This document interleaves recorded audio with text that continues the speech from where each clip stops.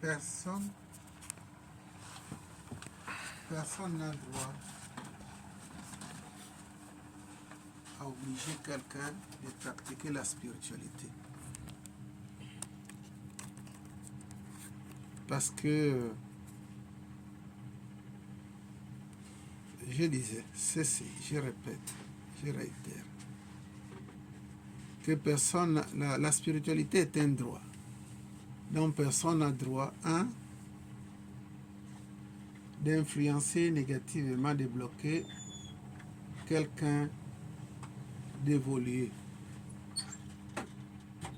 Parce que ce qu'il faut se rappeler est que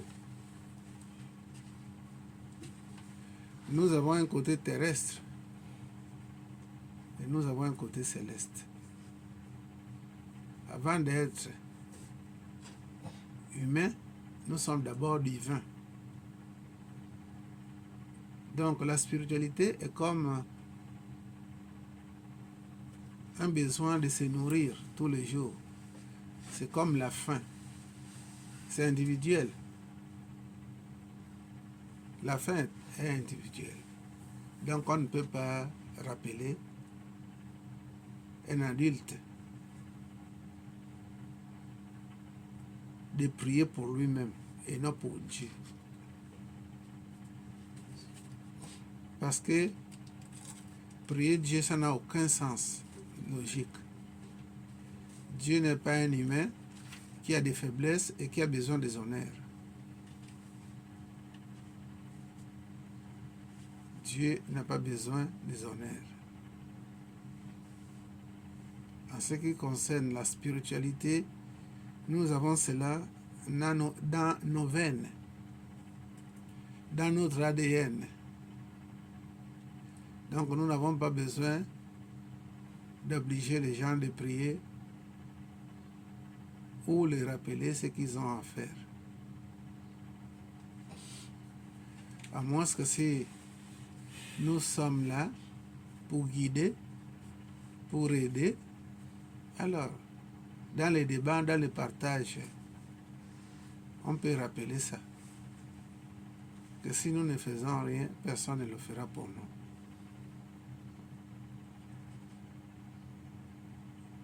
Donc, c'est notre devoir, d'un moment donné, de s'asseoir et de méditer sur nous-mêmes, de méditer sur la vie. Quelle est notre raison d'être ici-bas? Est-ce que réellement nous en faisons totalement partie de ce monde et pourquoi nous mourons?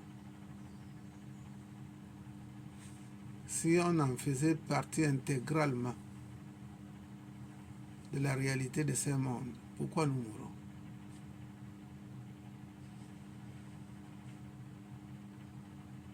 Puisque dans le monde pire spirituel, pire, je dis bien au-delà de l'au-delà, la mort n'existe pas. Mais la mort existe à partir de la 4e dimension jusqu'en bas. Le phénomène de la mort existe. Mais pourquoi nous mourons? Alors, si nous mourons, ça devait interpeller tout un chacun d'être sans connaissance de ce que nous sommes véritablement, où on se fie totalement à l'ego.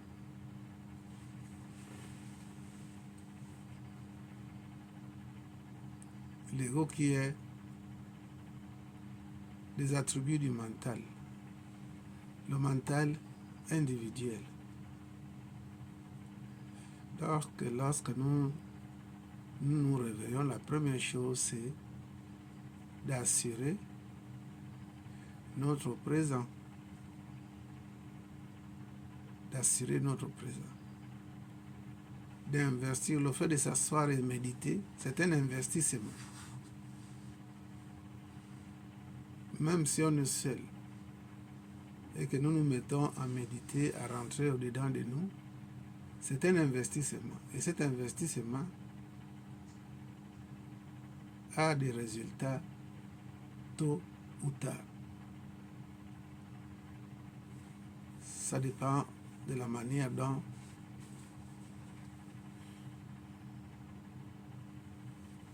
on s'y met dans la méditation, la manière dont on s'imprègne.